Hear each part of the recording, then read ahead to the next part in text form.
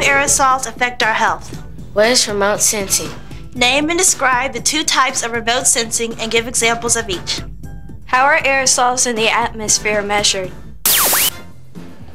Studying the atmosphere is a fairly new science.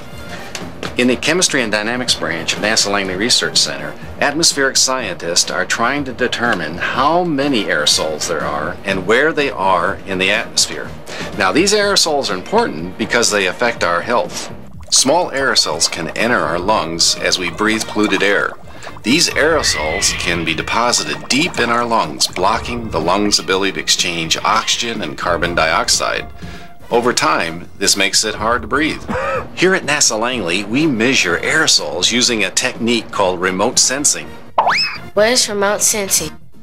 Remote sensing is collecting information about an object without physically touching the object. It's learning without touching. The most familiar kind of remote sensing is the use of our eyes to detect a distant object. We also learn without touching when we hear. For example, when a car beeps its horn, we hear it from a distance and sense we're in danger. Get out of the street! You know, there are two types of remote sensing, active and passive. An early example of passive remote sensing involved the use of a camera. In 1858, the first aerial photograph of land was taken from a balloon floating over Paris, France. This is called passive because the camera uses only the light from the sun to record the image on film. On the other hand, active remote sensing uses its own light source. Put a flash on the camera, and you've made it active because the light from the flash reflects off the distant object being photographed.